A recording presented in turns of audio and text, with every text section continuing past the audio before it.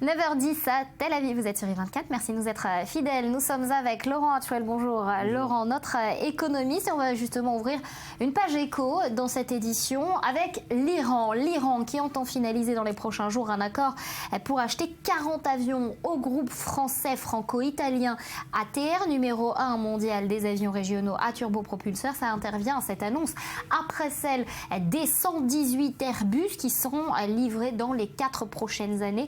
Laurent, c'est un succès français ou un succès pour Airbus, ces commandes? C'est la grande question. C'est surtout le succès d'Airbus qui se confirme. Airbus, le grand concurrent de Boeing. C'est le succès de l'avion qui promet des économies d'énergie à peu près 15%.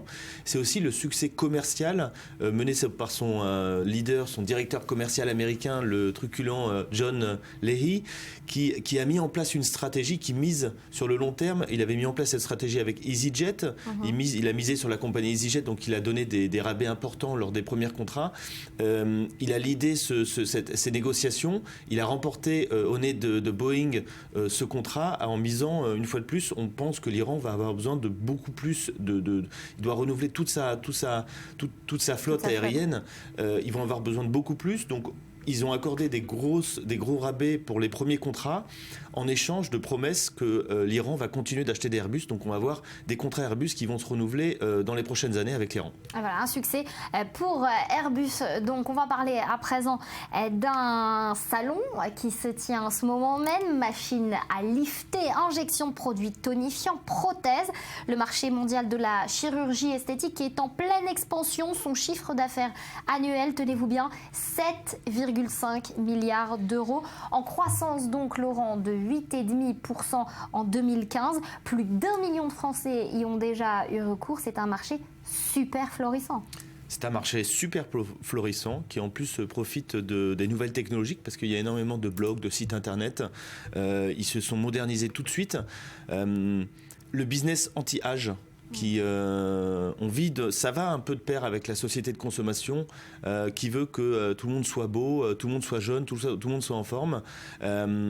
C'est un business qui a beaucoup d'avenir devant et qui représente énormément d'argent. Et qui profite en plus de cette nouvelle technologie pour très bien communiquer sur le net. Voilà, un business en devenir. Un business en pleine expansion, et puis ça va également, on en parlera plus en détail tout à l'heure, avec ce nouveau visage dont on veut parler dans la société en France notamment, avec cette nouvelle Barbie qui est sortie. Elle est un peu plus en rondeur et elle va, on l'espère en tout cas, remonter les ventes de Mattel. On espère les ventes de Mattel qui sont en baisse depuis à peu près 3-4 ans. Barbie, c'est un énorme succès. Plus d'1 milliard de Barbie vendus depuis plus de 60 ans dans 150 pays.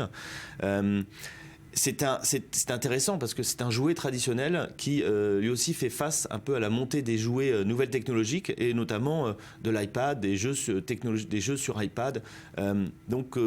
C'est en première ligne et c'est pas étonnant de voir les Barbie qui a un succès depuis plus de 60 ans commencer à décliner face à la nouvelle technologie.